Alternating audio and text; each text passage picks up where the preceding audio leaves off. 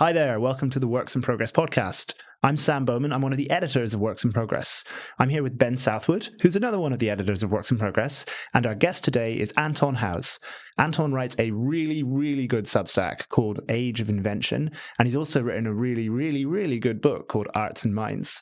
I think of Anton as basically being the intellectual lionhead of the progress studies movement, because he does work in why invention happens and why progress has happened historically.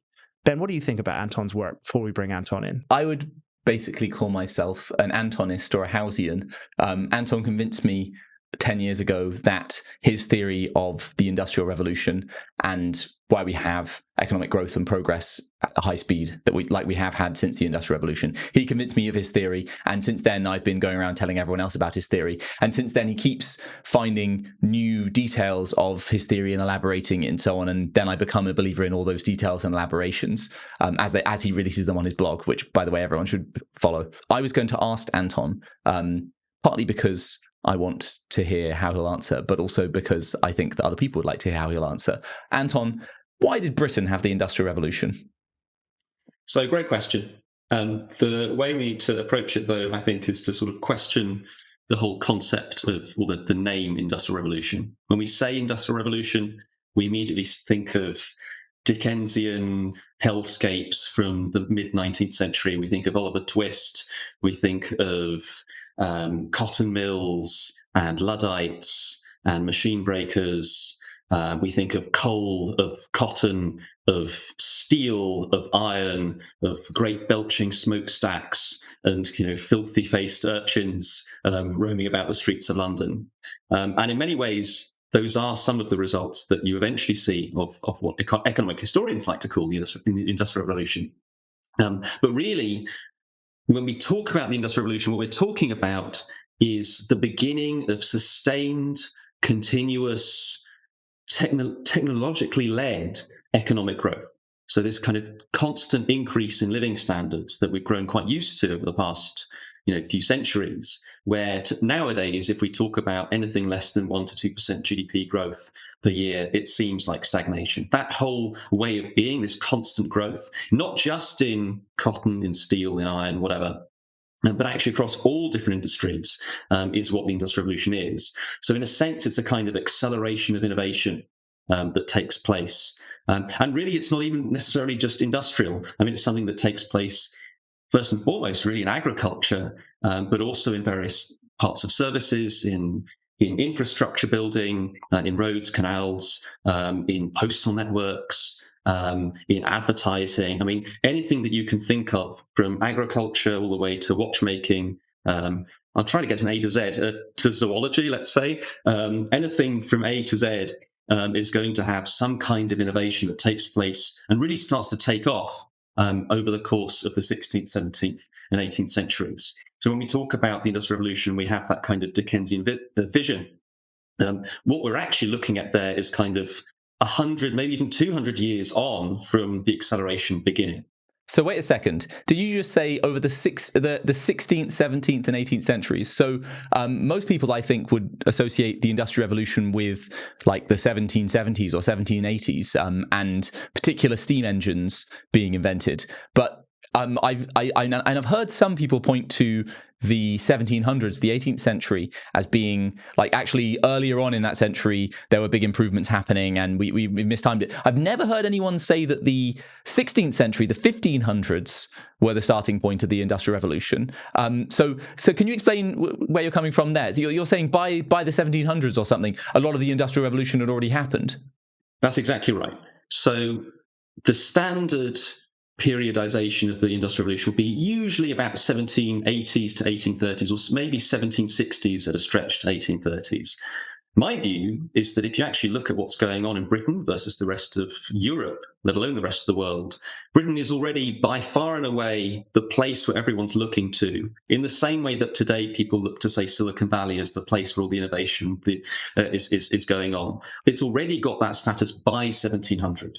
And we actually got some pretty interesting proof of this, because already in the 1710s, there are loads and loads of industrial spies from Sweden, from Russia, from Spain, from France, from basically everywhere, coming to Britain and essentially trying to either get their way into various factories or get their way into various workshops to see what's going on, or even trying to entice workers abroad. And to the extent that in the 1710s, Parliament gets quite spooked and passes a bunch of acts basically saying that people who are skilled artisans, we're talking watchmakers, people who would be making instruments in microscopes, telescopes, anything to do with metal tools of any kind, those people are not allowed to leave the country. So already by the 1710s, there's this kind of defensiveness about English industrialization, about English innovation and invention. And so what happens in the 1760s and 1770s is that a lot of the really key industries that really grow to an extent that's almost unfathomable before, iron or textile machinery and so on, the ones that are quite famous, that's when they really take off. And so the steam engine certainly is a big part of that. But even if we look at the history of the steam engine, I mean, the Thomas Savery engine, the original one to exploit atmospheric pressure, and as well as the expansive force of steam, that's invented in the 1690s. The Newcomen engine, which is most famously used initially for pumping mines, especially coal mines, where it's most economical because the fuel is itself it is itself being used to pump up the fuel to drive it. I mean, that's invented over the course of the 1700s, becomes public in 1712. Already a lot of these things are in place. I mean, even if we look at some of the stuff that people think of as being key to the Industrial Revolution in a scientific sense, if we look at the foundation of Royal Society, that takes place in the 1660s. So my view is that actually nearly all of the things that make Britain kind of the place where the Industrial Revolution is most likely to happen, that's already well in place by 1700, and maybe even well in place by the 1650s, 1660s. Right, so to put this in other terms, I mean, the country is already significantly more industrialized than anywhere else. London is already growing into the largest city in Europe, and soon to be the largest city in the world by 1700. It's already got 575,000 people. It's already exceeded Paris. It's already hot on the heels of the really mega cities like Constantinople. And it's already hot on the heels of even Chinese cities, which were significantly large, although it's spread over a much larger space. So I think, if we actually want to look at what the origins of the Industrial Revolution are, we need to go much further back to the point at which England is the least obvious place for the Industrial Revolution to be occurring, or this acceleration of innovation to be occurring, rather than when it's already kind of obvious to all contemporaries that it's the place where things are happening. One thing I picked up on, which you haven't mentioned, but it was a particular interest to me because it's to do with infrastructure, is that I've read about in the 1700s or even earlier than that, the roads in England were considered to be uniquely, you could go very fast on them. They're very smooth. And this led to wagons that were going extremely quickly, like that European visitors would be astonished by the 8 miles per hour that a wagon could go. And they would run wagons 24 hours a day so that you could get your post delivered overnight. And they would change horses when they were halfway down. And I was actually reading a novel called The Quincunx, where a key plot point of the first third of the book is that the boy really wants to see a post wagon go past because it's going so fast. And he wants to leave his village and walk to the turnpike road where there's a post wagon whizzing past, and then he'll shout like, "Way! I've seen a post wagon." Is this an important part of it as well? And I mean, I've also read about canals. I've seen a picture of a lock which has 29 stepped stairs. So you go into one, and then they let the water. They add the water in. You go into the next one, they add the water in. They go into the next one, they add the water in. So you can take ships up a hill. Are stuff like canals and turnpike roads part of this story? Yes, so absolutely. Canals, roads are a really big part of the story. It's extremely striking to a lot of contemporaries, I'm talking foreign visitors in the 18th century, not just how quick the English roads are, but how well maintained they are. A lot of that's to do with turnpikes, although even before turnpikes start to take off, it seems as though the road network in England is improving quite considerably. I still have to get to the bottom of exactly why. What's a turnpike? So a turnpike is a road where essentially you have to pay a toll to access it, and it would be managed by a turnpike trust, who would essentially be the company that would be responsible for maintaining the road. And so they're set up by individual acts of Parliament, which essentially gives them the rights over those roads to take those tolls. Am I right in thinking that we had, or Britain had, especially big and strong horses? Is that correct? Big and strong horses, and also a lot of horses. My favourite case of this is two French dukes' sons visiting the 1780s are just completely floored by the fact that everybody seems to have a horse, to the extent that even farmers have not just a horse that they use for pulling the plough, but they have like their personal use horse that they can ride for, going into town, or that their wife will use. Maybe even their wife will have a separate horse that they'll use just to, go to market, whenever they feel like it. That kind of proliferation of horses, especially very large horses, is a bit like, I guess, visitors from the Soviet Union to America in the 1960s, seeing just the sheer abundance of cars and how widespread car ownership is. That seems to be what's going on in Britain. So yes, and not only are horses being used in fields or for transportation, already even before steam engines start to take over, most of the rotary motion, for grinding pigments for paints, let's say, or for polishing stones, which are going to be, for stonework, or any kind of grinding work, or any kind of any rotary motion that's needed, is predominantly done in the major cities like London by horses. So horses are the literal industrial workhorse of the economy. And is this to do with fodder availability? Why is it that Britain has so many horses?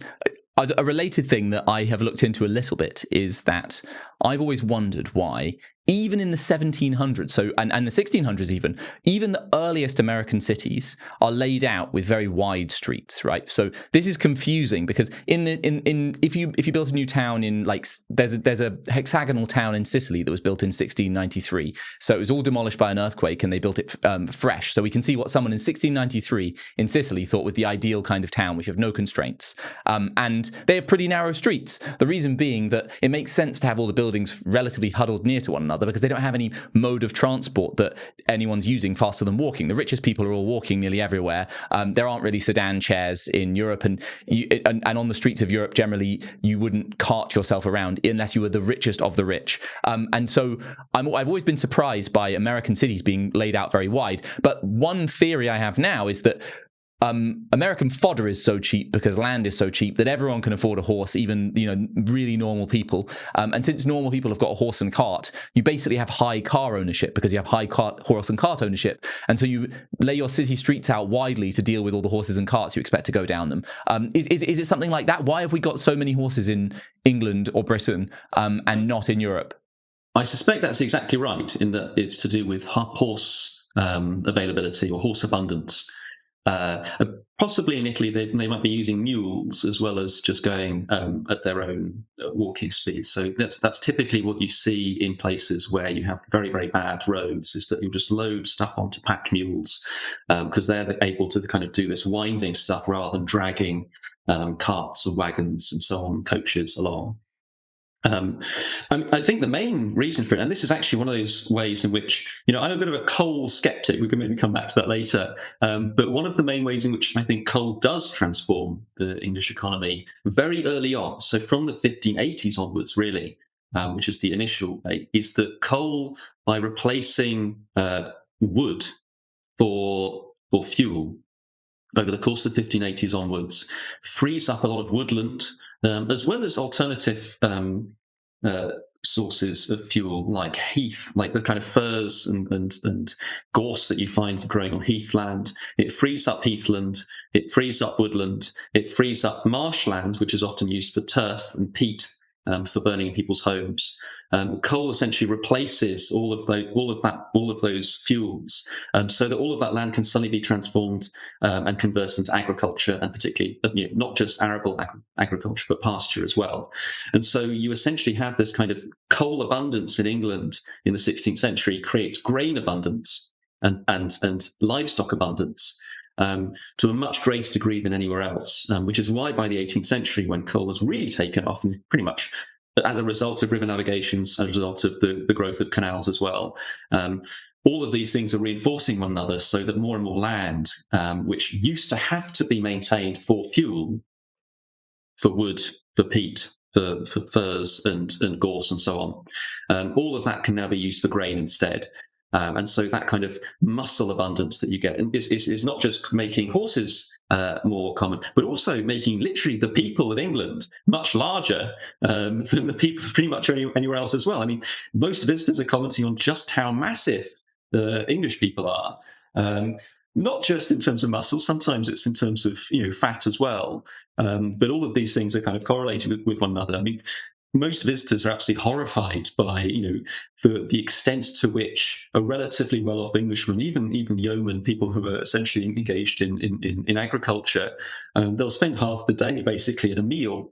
The idea of the Hobbit, saying, what is it? What about second breakfast? Is very, very a real thing in the 18th century, especially to foreign visitors. So does population growth take off at the same time as this? Yes, massively so.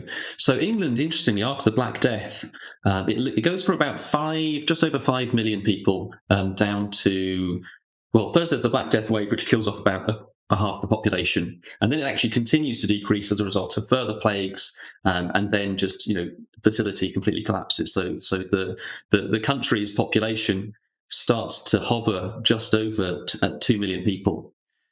Over the course of the late 16th century, however, it suddenly starts to increase again.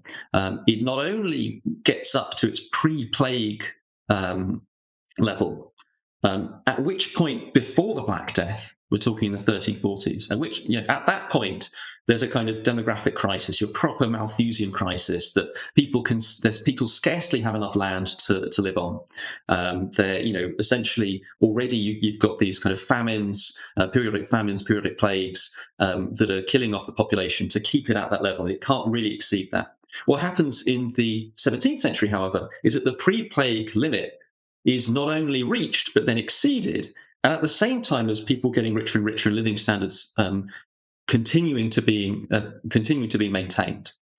So England's population growth is quite striking over the course of the 16th, 17th, 18th centuries, in that it just continues to grow and grow to a level that beforehand, given the kind of old technology that you had in the 1340s, would have just been impossible. And I think actually the adoption of coal and the replacement of all of this land with agriculture is a big part of that. It just makes just calories in the economy as eaten by livestock, by horses, as well as by people, just so super abundant that a very large population can be maintained. To the extent that England is actually, throughout this whole period, so this late 16th century onwards, a net grain exporter.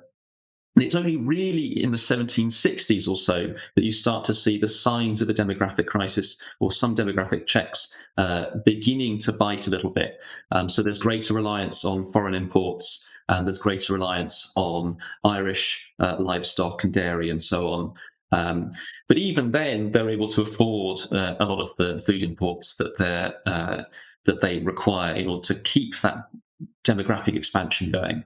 Okay, so let's say we agree with you that by 1700, or some point, you can clarify if you think there's a specific time, but let's say we agree with you, by 1700, European visitors could already see that Britain was the Silicon Valley of its time. It was the most technologically advanced country. People could eat more. They had more animals, etc., etc. Is this when did this actually start? Was Britain set up to succeed from like a really long, deep history in the 1500s? In 1550, for example, was it obvious from that vantage point that Britain was going to lead? This is like a long story. The more we dig into it, the more we find that there were roots. Or did something change? So I think something very significant changes over the course of the 1540s and 50s. I think if you were an extraterrestrial visiting the world and you're looking for an acceleration of innovation, you're looking for the Earth's Silicon Valley, and you're visiting the world, if you were to look at England in the 1520s, 30s, it wouldn't even come onto your radar. You'd be looking elsewhere. If you were looking at cities as centres of innovation and culture and so on, you'd be looking at Northern Italy. You'd be looking at the Low Countries, so modern-day Belgium and the Netherlands, which are extremely urbanized, have very commercial societies. You might be looking at China for some of the largest cities in terms of population density overall.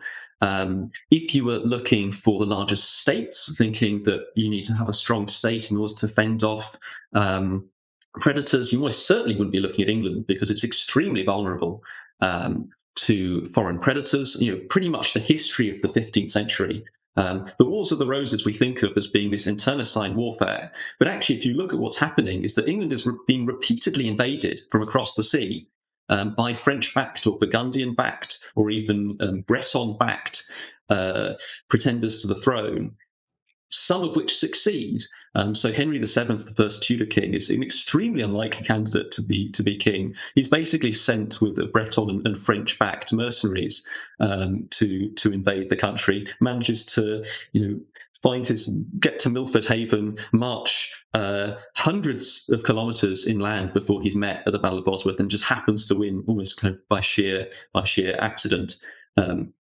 But there's loads and loads of other repeated invasions over the course of it. So in many ways, England is not only a very, very weak country, it's gone from, in the 14th century, during what you might call kind of glory years of the beginning of the 100 Years' War, where England is about a quarter to a third the size of France, but actually in practice is actually larger than that, because most of what the French king controls is not really his to control. You've got the Dukes of Burgundy, you've got the Dukes of Brittany. They're kind of semi-independent. The Duchy of Aquitaine is actually controlled by the English king. So actually the difference isn't so great. By 1500, England is it's about a sixth the size of France, and France is actually fully under the control of the French king, with the exception of this tiny little toehold left at Calais, which is the kind of the one remaining fortified bit of the English land border with France. So it's not a particularly strong state. You've got very large empires that are suddenly growing. The Habsburgs are emerging. The French kingdom is growing significantly. England can't even conquer Scotland to the north, which is only a fifth its size by population. Ireland is kind of under nominal control, but not really not really an area where the English king, his writ actually does very much beyond the Pale around Dublin, as it's called.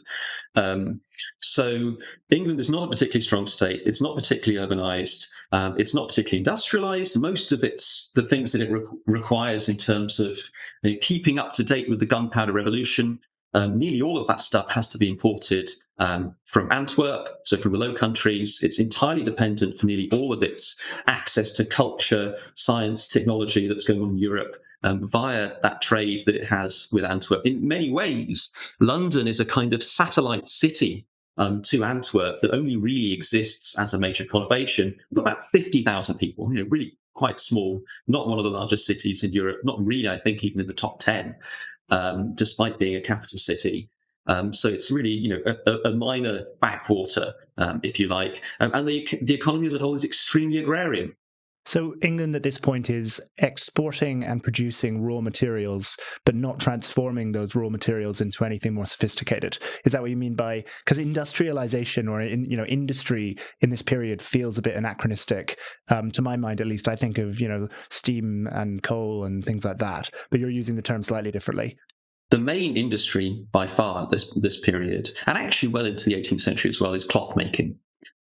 So taking your raw wool, spinning it, which is quite time intensive, or carding it potentially first, or at least combing it, spinning it, weaving it, and then for English woolcloth, what you'd also do is you'd oil it up and you'd full it, which is kind of pound all of the very short fibres into a kind of felty mass, which would then be stretched out over tenterhooks, and that's the main industry that England has. There's a bit of tin mining, which is, there's some of that. There's a bit of lead mining as well. But really, in terms of what we might think of as interesting industries, I mean, some of the stuff that later takes off is barely being touched. I mean, iron, about 75% of England's iron is imported from northern Spain, from the Basque Country. Copper is just almost unheard of. There's something, although there are loads of copper mines, loads of copper in the ground, it's just simply not being exported. Brass isn't being produced, despite the fact that you've got everything you need for brass production. So even basic materials where you'd think there could be some primary production going on, that's not taking place, let alone the secondary production that you might see in terms of working up those materials into something else. So yes, I'm not talking necessarily about steam engines and factories and so on, but really even just the taking your primary produce and transforming it into something slightly more sophisticated. With the exception of cloth making, there's very little going on.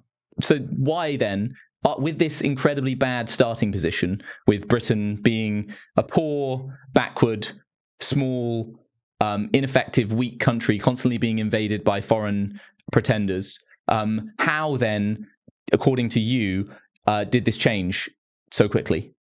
So before I answer that, I'll say it gets even worse before it gets better. And I think the way in which it gets worse is actually quite important to understanding why it gets better. So what happens during Henry VIII's reign is that he essentially decides that, like his namesake Henry V, one of the things he'd like to try is just to keep invading France and see if he can reconquer, make Britain great again, or make England great again.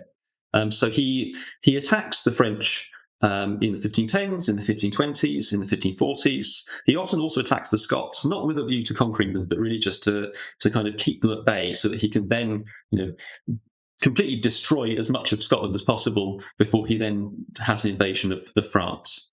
In order to do this, he taxes the hell out of the English population to a degree that simply hadn't been seen before. Many people have heard of the poll tax as being a thing in the 1380s that leads to the peasant revolt. What they're unaware of is that there's another poll tax in the 1510s and another poll tax in the 1540s to pay for Henry's wars.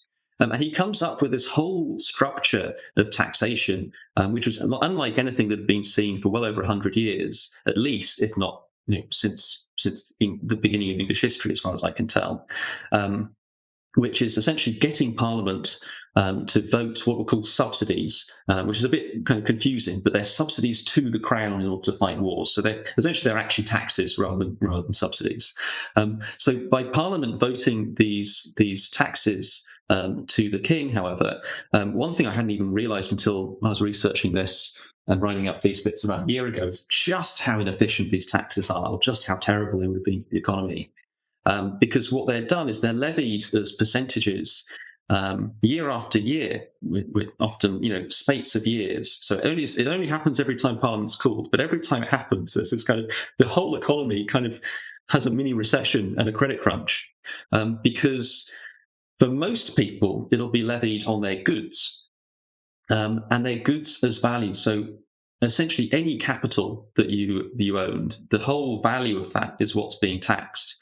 So when it's 2.5% or 5% year after year for a spate of years, as Henry goes off to repeatedly and try to invade France and fail pretty much every single time, what's happening is that your typical taxpayer, let's say it's a merchant or even just a yeoman, who's trying to farm some land. What they're having to do is they're having to value all of their goods, all of their stock in trade, all of the debts that are owed to them, minus the debts that they owe, all of, even the value of the lease of their house or the lease of their farm, all of that is what's being used for the calculation of what the percentage is going to be. So your 2.5% is not just 2.5% of what you've got in cash, it's 2.5% of all of your stock in trade, essentially all of your assets. So these kinds of wealth taxes that you're essentially seeing are extremely damaging to the economy because most people don't actually have that much cash on hand with which to pay them. So suddenly you often see a kind of deflationary recession because everyone's having to try to sell off their goods just to pay the tax. But because everyone's doing that all at once, it results in prices plummeting and the effective tax rate actually being higher than that was originally they were assessed on. So that whole bureaucratic infrastructure is set up in the 1510s to do this. Interestingly, it's done secretly because what they do is they do it initially as a way to figure out what the military capabilities of the country are. And so they went around the country sending people for this kind of military survey in the 1510s, 1520s to work out how much how many knights, how many weapons everyone should have, because based on your wealth, you're supposed to be able to provide a certain number of soldiers or a certain amount of weaponry in order to go and fight in the king's wars. And so you actually get lots of people, very optimistically going, very jingoistically saying, oh yeah, I'm even wealthier than I say I am, because I want to show just how patriotic I am about, the impending invasion of France. And those people, I suspect, were really regretting it when they turn around a few years later and they kind of say, well, actually, what we've used to assess your military capabilities and how many weapons, how much armor you've got, we're actually going to use that as the basis to tax you for these wealth taxes. And interestingly, the other way around it is that it's not just based on people's wealth, but it's if you're a landholder, and so nobility gentry, you pay it as a percentage of your rent, so your income, rather than of your landed wealth. The idea being that it's not very easy to sell land. So what essentially happens is there's actually a kind of great big distortive effect of this, which is a lot of merchants, the moment they get rich, they immediately try to put as much of their wealth into land as possible, because it cuts their tax by about 95%. Because it's always taken as to which is the larger, your landed wealth or your wealth in goods, as it's called. And so very often you seem to see this kind of wholesale shift of people out of the mercantile economy and out of manufacturing into simply trying to become landholders as well. This a bit like the harbinger tax that people have proposed, where you have to self-assess your own the value of something and then pay a tax based on the value you assess it at, but you have to sell it at that value if someone comes to you. I suppose in some ways it might be similar to that. The extent to which it's self-assessed is kind of interesting. It appears as though it is self-assessed and then increasingly under oath, which people took very, very seriously in those days for the first few decades of Henry's wars. Only after the 1540s does the tax takes start to decrease, and it seems as though people start getting, because it just keeps happening, they start getting a bit wise to it. But you do have commissioners essentially who go around the country, and also on oath to Parliament, go around assessing what they think their neighbours are worth. So it does become this kind of extremely oppressive system. But essentially, every time there's a war, you see not only this recession and deflation, but because there isn't really a Royal Navy, it's barely a dozen ships. It increases a bit over Henry VIII's reign to a few dozen. But even to send his invasion force, he's essentially requisitioning pretty much the whole of the English merchant marine. Any ships that are in English ports in order to send his invasion force. So trade often just comes to a complete standstill as a result of it as well. So that's one extremely damaging aspect. But to fight the wars in the 1540s, that turns out to be not even anywhere near enough. Over the course of the 1530s, tax on the clergy increases, especially with the break with Rome. So the rise of an English church separate from Roman, the jurisdiction of the Pope in Rome. They increase taxes in addition to the stuff that they thought was just being siphoned off from the English economy to be kind of sent to fund the papacy. Even that, however, doesn't account for even a third of what's required. And so there's this wholesale seizure, essentially, of church land, monastic land, and also land for chantries, which is kind of a lot of charitable stuff that's being done with a kind of religious aspect to it. So funding even town infrastructure, city infrastructure, guilds, a lot of the kind of charitable uses that's done. People over centuries would have donated land to the church, essentially the idea that the income from that land would have then funded all sorts of charitable uses. Some of them religious, some of them kind of quasi-religious, some of them with a religious aspect to something that's actually kind of more like what's being done to favour civic society.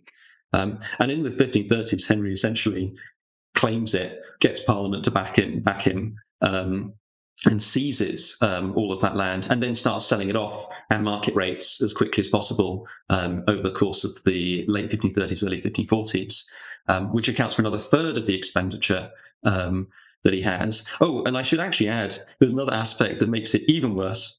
I'm going to keep going with the ways in which it gets worse and worse and worse over Henry VIII's reign. But another one is that a lot of people kind of assume that English property rights were quite secure. over the course of, well back into the Middle Ages. But the reality of it is that in the 1530s, there's another kind of tax that even the landholders, the gentry nobility, are paying, which is almost a kind of inheritance tax, but done in the most oppressive way possible, which is that if you're what's called a tenant-in-chief, that's someone who holds land directly from the king. So in theory, all land in the country is actually owned by the king. Only the king has title to land. Everyone is actually kind of a tenant. And then everyone who's a tenant of those tenants, the tenants-in-chief, as they're called, are sort of subtenants of the king. A system that seems to have existed since shortly after the Norman Conquest, so maybe since the 1080s. It's unclear.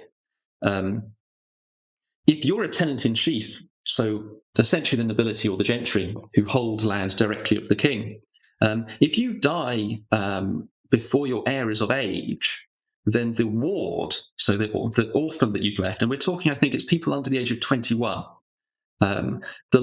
your wards doesn't actually get to enjoy their land that they've inherited. Instead, the ward is essentially kept by the king, and then the ward's lands are pretty much often auctioned off to the highest bidder to be managed by that person, who often, just kind of runs the assets of the ward down until they're of age. So you don't really get to enjoy your inheritance until you're 21. And in the meantime, your inheritance is being completely depleted. So, any timber that you've got growing is going to be cut down and sold off. The land is going to be worked as hard as possible so that the soil is all depleted. I mean, anything that you can think of in terms of basically other people controlling your inheritance. As a result of which, over the course of the 15th century, there's a tax dodge that's come up with, which is essentially to, instead of ever having the holder of the land die, they give the person who's the owner gives it over to a trust called a use. So essentially to be used instead, and is able, through the use of these kind of immortal trusts, to assign land however they like using wills. So the whole concept of having a will and saying, oh, well, I actually want my assets to be divided up in such and such a way, or the land to be divided amongst, say, lots of children, or I don't really like my eldest son, so I'm going to give it to a different son, or potentially give it to, some of it to daughters to provide for various different relatives, or to your wife, or whatever. The use of wills becomes extremely common over the 15th century as a result of the use of uses, and loads of case law shows that uses are perfectly legitimate. But it's resulting in the kind of income that the crown gets from the feudal dues from wardship depleting. So when Henry VII comes to power through his coup in 1485, he tries to really crack down on the remaining people who are still not using uses. And then under Henry VIII in the 1530s, Henry VIII essentially, because Parliament doesn't do anything to reform what he sees as the abuse of landholding and this use of wills with the use of uses, with these trusts, he essentially leans on judges to give him a judgment. We're talking actual full-on bullies, the judges, to essentially render all of the use of uses completely invalid, essentially throwing all land in the entire country into open question, because for over 100 years, nearly all of that land has been changing hands as a result of that, what had originally been this tax dodge.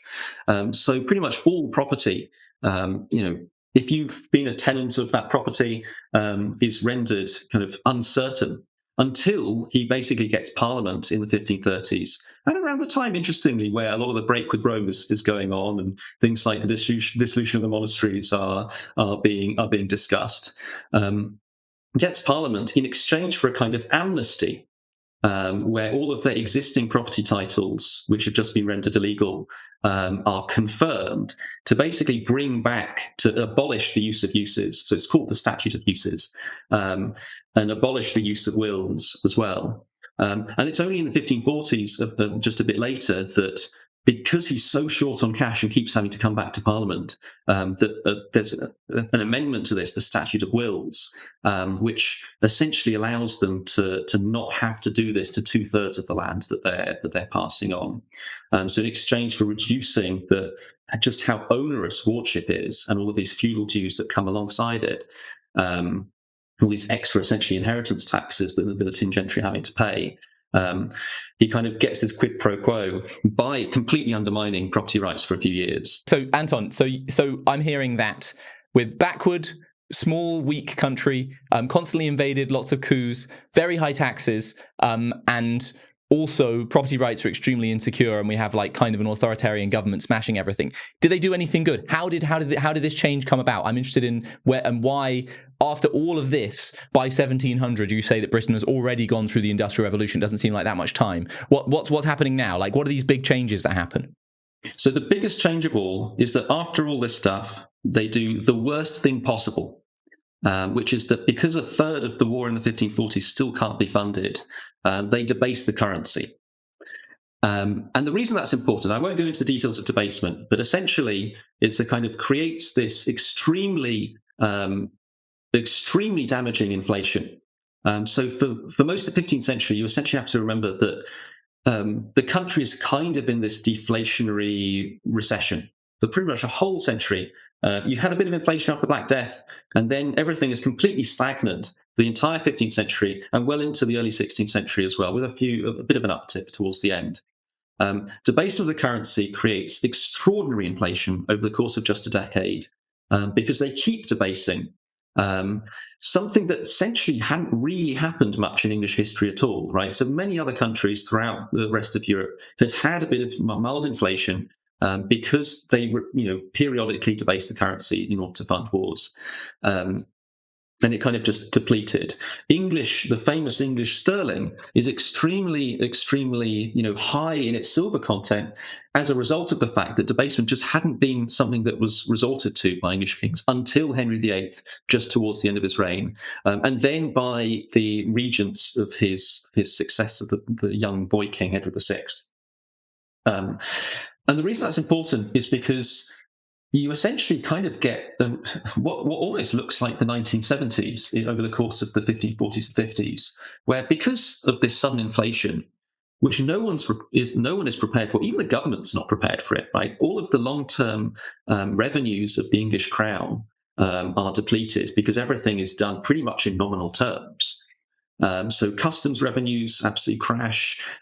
Even the crown as a landholder, in terms of the rents it receives from its own crown lands, all of that is inflated away. Most of the nobility see their incomes inflated away, especially because they had during the deflationary period, being much like with a mortgage, you kind of have fixed or variable mortgages.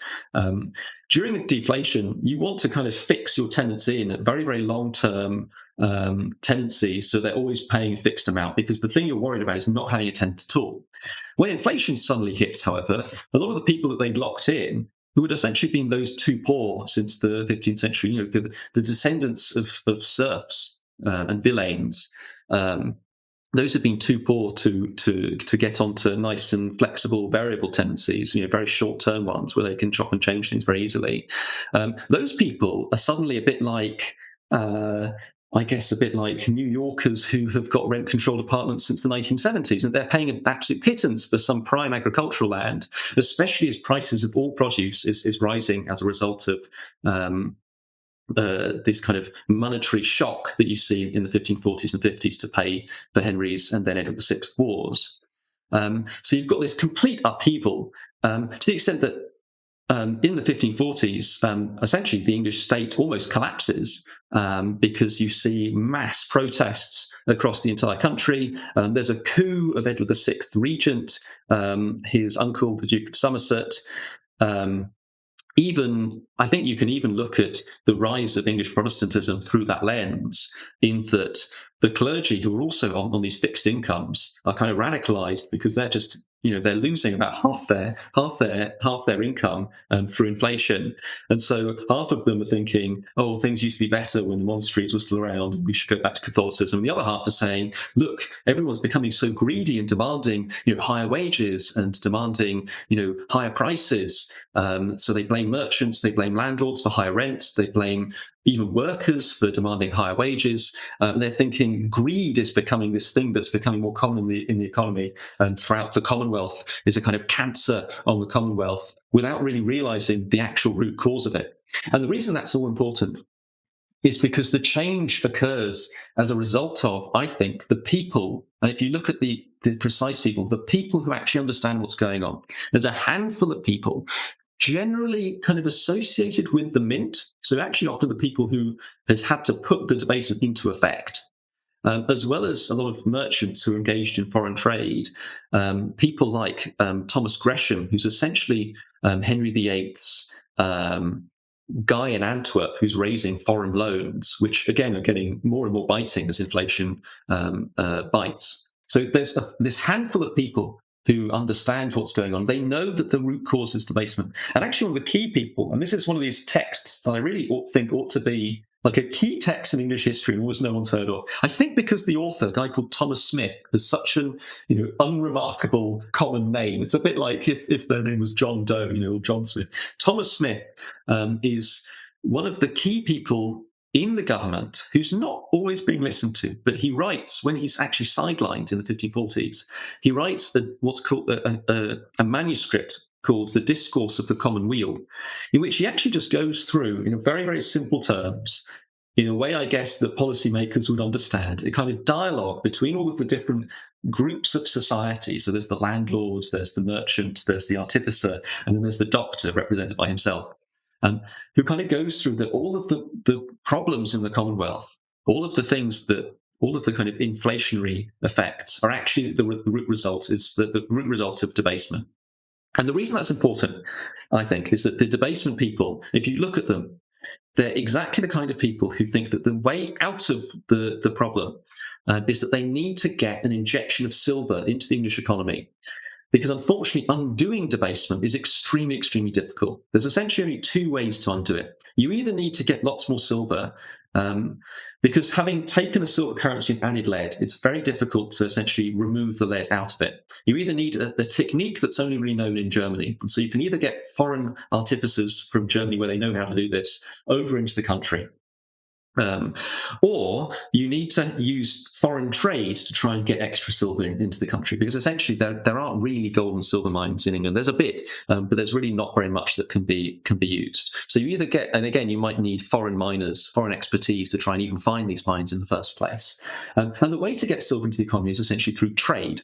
If you can create a positive balance of trade, if you can make sure that English exports are worth more than the imports, then potentially you can get an injection of silver with which to undo debasement, to recall the currency and kind of get rid of this root cause of what's going on. And so what they do is, again, they think that the way to do this is to rely on foreign expertise, is to get people who know what they're doing from other countries, foreign experts who can come in and teach the English essentially how to do this. And one of the key ways they do this is not just through kind of, we might call proto-industrial policies, proto-innovation policies. It's not just through bringing foreign expertise over, but one of the ways they want to do this is through by more directly trading with the places that they can potentially export to. So rather than all of English trade essentially coming through Antwerp and being extremely vulnerable in that regard, instead having English ships taking English exports directly to Spain, directly to the Mediterranean, across the Atlantic, and potentially even, and this is the thing they really try to do, go around Europe all the way to China. So, Anton, what you've described sort of sounds to me like a rational basis for mercantilism. Usually we think of it as being about accumulating gold, but the basic idea of exporting more than you import so that you can hoard some precious metal normally sounds crazy to us in the present day. But what you're describing makes it sound like it's quite rational. Yeah, I think that's exactly right. I think, but mercantilism got a really bad rap in the 18th century when it's taken to kind of new extremes. It's more almost like you might call it kind of bullionism, where there's this obsession with always having enough gold and silver. But from the context of the 16th century, I think it's extremely rational, because they do need more silver in the economy. They do need to be able to sell. They do need English exports to be worth more abroad in order to get the kind of luxuries, not just luxuries, but kind of basic necessities even that they're importing. And actually, if you look at some of the tracts that are written about trade at the time, some of them are rubbish, as you'd expect, but a lot of them are actually extremely subtle in the way that they think about foreign trade and in the way they think about bullion. It's not bullion for its own sake. They do realise that they do need an efficiently circulating currency. They need one that's not being completely debased, and they also need to not be completely dependent on foreign merchants for their foreign trade, where everything can be dictated by essentially the pawns potentially of foreign powers. To give a good example of this, throughout the whole period we're talking, I think it's from 1437 onwards. Even the merchants of the Hanseatic League, so this is German and Baltic merchants, who had a kind of the league itself is kind of alliance of mercantile cities and merchants. They are actually paying even lower customs duties than even English native merchants in England. I think it's only 25% for most imported goods compared to what English merchants are paying, because England is so reliant on foreign traders. So a lot of the kind of mercantilist ideas, the idea that you should be trying to boost the value of exports, the idea that you should be controlling English trade, have it in English ships with English merchants in control of them.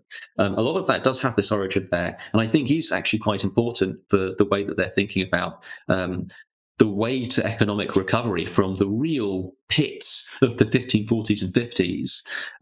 The thing that I think gives it a bad rap, and I think rightly so, is that there is also at the same time, some people are saying, well, the other way to address the trade balance is to reduce foreign imports as well. And so you do see a kind of mercantilist attitude there, where you see things like sumptuary laws, which are laws essentially saying that people shouldn't be buying more expensive cloths and more expensive kind of luxury things to wear, because it's something relatively easy to enforce, because you can see literally what people are wearing. There's this idea that only people of a certain degree or rank should be wearing certain types of cloth or certain kinds of things on their person.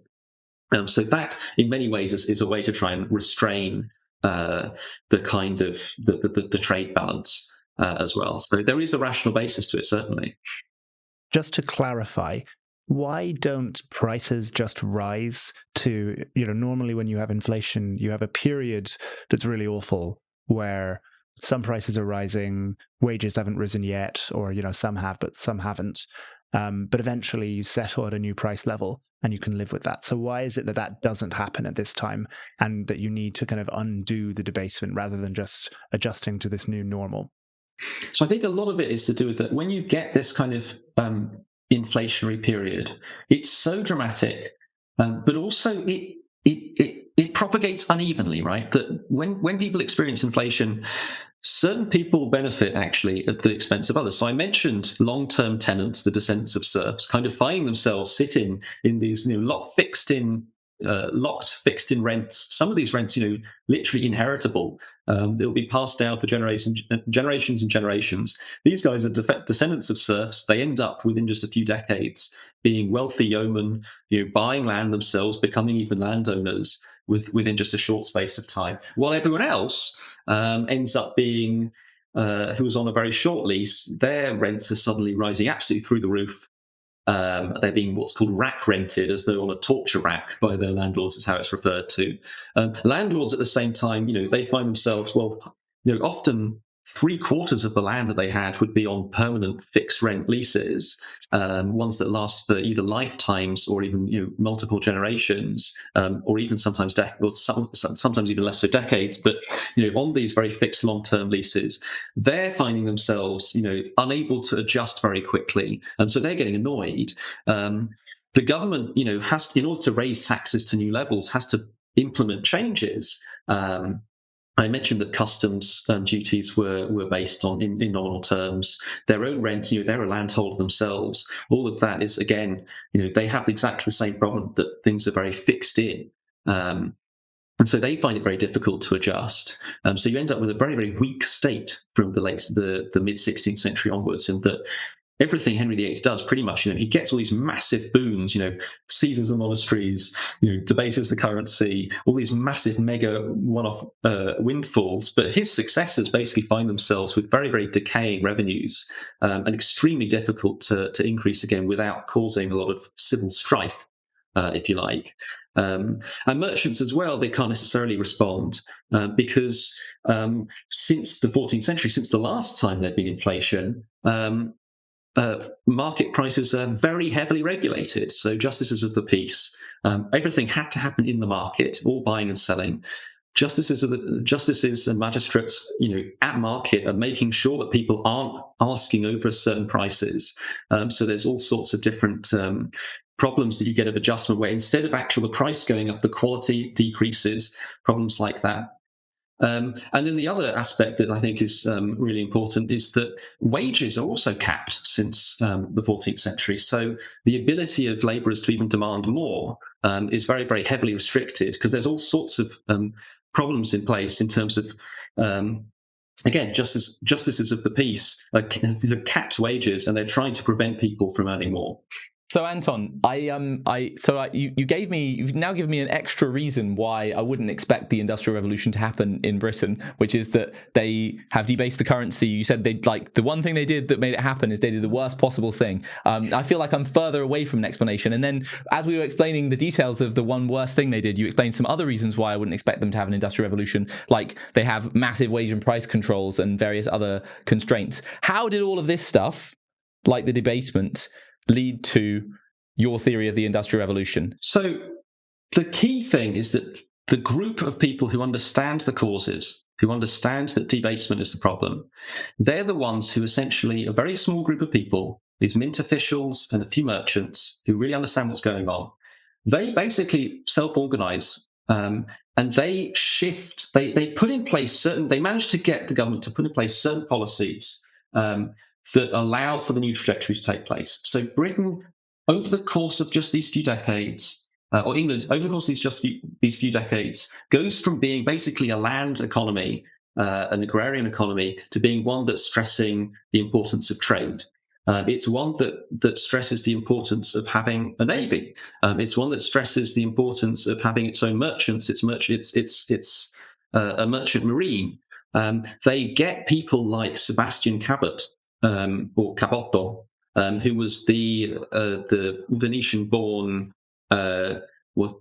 allegedly he's born in Bristol, but the Venetian-born head of navigation for the Spanish Empire. They managed to poach him in the late 1540s, bring him over to essentially teach the English how to navigate, how to use the kind of latest navigational techniques so that they can start trading directly with the Mediterranean, directly across the Atlantic. He sends them off in search of a northeast passage to China. And, given it's actually pretty icy, what they actually find is Russia. And there's a direct route where they can trade with via the port of Archangel with the Tsar of Muscovy.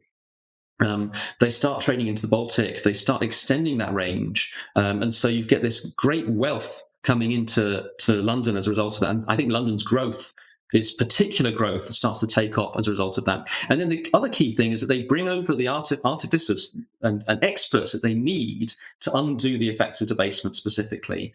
So there's a group of Germans, essentially, who they hire to do the recoinage in 1560 to 1561.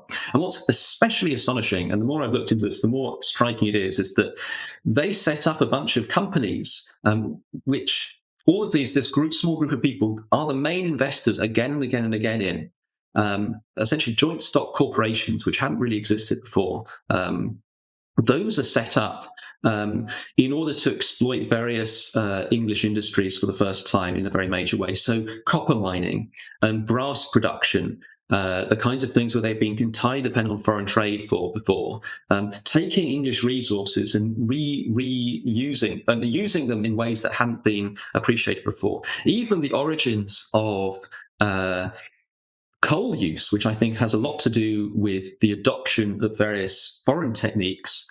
The German invented technique for brewers in London in the 1570s and 80s, the people who have been brought over to implement those are exactly the same people who had been brought over in the 1540s, 50s, and 60s to try and undo the effects of debasement specifically, and by that specific, very small, tight-knit group of people who understand what's going on. So it's essentially a small group of people who have the nous, or have that understanding of what the sources of many of England's problems are. Those are the people who bring over, with this kind of emphasis on trade, on England as a maritime nation rather than a kind of land nation, which has land borders with Scotland, with France around Calais, to the west around with the rest of Ireland, to being one that we think of as a kind of island nation that we've thought of ever since. All of that emphasis, all of that change of vision, if you like, for England, all of that comes about, I think, as a result of that group of people. And what they set in motion is that generation after generation, because you have such a weak state that's been completely impoverished by debasement, essentially, and as a result of the knock-on effects of a lot of these things, is that they put in place, or they're forced to put in place, the kinds of institutions like joint stock corporations, like the use of monopoly patents, where the monarch essentially gets to introduce a new technology without actually having to hire directly the people to do it. They give them the monopoly. With the monopoly, they're able to get investors from a much broader group of people. It creates this kind of more robust infrastructure, if you like, or institutional infrastructure, which over the course of the late 16th century and then early 17th centuries makes London the place to be. It means that instead of being completely reliant on the centre, on the monarch to be the funder of innovation, which is what you see in the courts of the rest of Europe, instead, because they're so impoverished, but because this infrastructure has been set up to draw investment and draw support from essentially the entire mercantile community and even some of the nobility and gentry, that results in a kind of robustness for support for innovation, because a lot of those institutions keep getting more and more investment, they keep getting more and more support, generation after generation after generation. That, I think, is kind of the key element that makes first London and then the rest of England so important. So, sorry, I'm confused. I had always taken you to have the view that the important thing that went on is everyone starts innovating all the time, and so they, like you said at the start, we were talking. They improve watches, they improve ship sails, they improve navigation, they improve everything, not just coal and cotton. And now it sounds like your theory is about the institutional structures that existed that allowed the Industrial Revolution to happen. Which one of those is true? Well, I think they're both connected, right? It's once you have these institutional structures set up, when you have the use of patents, when you have the use of joint stock corporations, when you have this broad investor class that's being created in a sense in London, and you have that kind of broad-based bottom-up support for a lot of the things that are necessary. I mean, this even extends to print culture, right? Because you have this broad investor class and you're trying to always get investment from lots of merchants rather than just from the monarch, you end up with a lot of the secrets to innovations being printed over the course of the late 16th, early 17th centuries. Not necessarily all the details, but enough of the details to get investors interested. So there's a kind of selective revelation of a lot of invention, which again kind of builds one thing upon the other. So by kind of broadening the knowledge base, that becomes a crucial kind of driver of more knock-on innovation, not just in that particular field, but in other ones as well. So because London becomes this hotbed and starts growing as a result of the wealth that comes in pretty quickly as a result of those changes, it means that it has that kind of, it's something in the air, if you like, as people would refer to as Silicon Valley, that it's actually the result of all of these separate pieces that result in it being kind of a bottom-up source of support for innovation, for invention. And that applies across the board. That's what applies to all of the various different industries, and is, I think, the result that is the reason we need to look at the late 16th century as being the key period. So is Shakespeare and is the kind of literary and theatrical flowering that's going on at this time, is that related to this, or is this happening independently? I think there probably is some relation. I've not looked into it closely, I'll admit, but I think there must be some kind of connection there. It's striking even that Shakespeare's patrons are often of that kind of second or third generation who are involved with a lot of the same projects. The group around the Earl of Southampton, Walter Raleigh, the Earl of Essex in the 1590s before he tries to do a coup and gets killed. A lot of the same sorts of people are connected. Even some of the artists like Nicholas Hilliard, he's the famous miniature painter of the late 16th century. He's also, funnily enough, a jeweler and goldsmith who tries to do all sorts of stuff with mining and salt making up in Scotland. So he seems to be involved with the same set of people with these foreign connections and constantly bringing over foreign artisans and foreign innovators, making England one of the most attractive, one of the more, at least certainly more attractive places for them to flock to. And what role does the crown have in this? And what role do the monarchs? So Henry VIII sounds like basically the worst monarch in English history, so bad that he created the crisis that kind of led to the revival. Is it Elizabeth or James, or who gets the credit for steering the country in a different direction? I think in many ways they're just very constrained because of the fiscal crisis that Henry VIII leaves to his successors. Mary undoes a little bit of it. She does re-rate the customs, so the customs become a much bigger deal in English for crown revenues, which possibly actually makes it a little bit more sensitive to mercantile demands rather than just the demands of landholders, landowners. So there's possibly something subtle going on there. I'm not sure. But really, I think Elizabeth, in many ways, it has her hands tied. There's very little that she could do. Even to raise the salaries of her officials. All the time she ends up granting monopolies, or even not even necessarily monopolies, but the reversions. So when someone dies and they lose their monopoly, she even sells the next person, sells the right to become the monopolist to the next person on, just to raise some cash. So because she's so constrained, and James after that as well, from 1603 to 1625, when James VI of Scotland becomes James I of England, he's very, very constrained in what he can do. The only thing I would say, though, that maybe James has to his credit, which I think helps enormously with England really starting to very noticeably take off over the course of the 17th century, is that he keeps the country at peace for an extraordinary long period of time. Pretty much from the moment he becomes king, he very quickly makes peace with the Spanish, and then he persistently avoids getting drawn into the 30 Years' War, despite the fact that it's his own son-in-law and daughter who start the whole thing. When as the electorate of the Palatinate, they claim the crown of Bohemia. So he's constantly kind of fighting this battle, even against his own domestic interests, to keep England at peace. And I think that actually probably does result in, if we're to give credit to at least one monarch over the course of this, I think James I as a peacemaker, as the peaceful king, potentially allows England to do a great deal of economic development and growth through trade. So, Anton, what you've described actually sounds a little bit like the story that you often hear about the Renaissance, where the fall of Constantinople leads to a lot of artists and merchants and so on fleeing to northern Italy and kicking off the Renaissance. What you're describing is craftsmen and merchants and inventors and people like that moving to England. Kind of the catastrophe is in England, but this causes this influx of people to come in.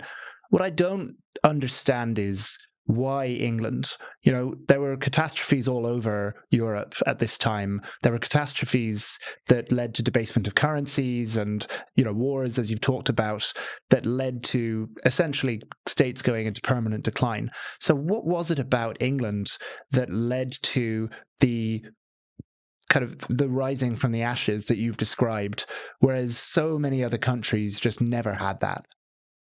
My story, right, is very much one of a small group of people exercising agency, and despite the fact that they've got the cards stacked against them, despite the fact that the English government is repeatedly doing all sorts of other crazy laws and other regulations as well, making often the crisis even worse, they do manage to get a few of the key policies that they need through in order for England's trajectory to change. So really, it's not that there's anything about England at the time. It's not that there's anything specific, geographical or even economic that's necessarily causing that causes the change in terms of an underlying factor. It's human agency. Ultimately, there's a small group of people with the right ideas, with the right diagnosis, and then solutions that I think often, even unintended by them, have these massive ripples, massive echoes further down the line.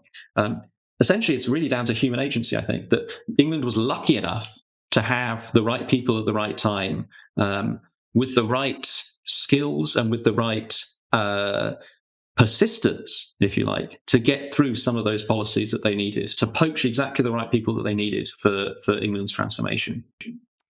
So there you have it, a country on its knees economically that, thanks to the agency of a few individuals focusing and prioritizing the right solutions, manages to fly out of the ashes. If only there was a country today that had some kind of parallel with that. Anton Howes, thank you very much for joining us.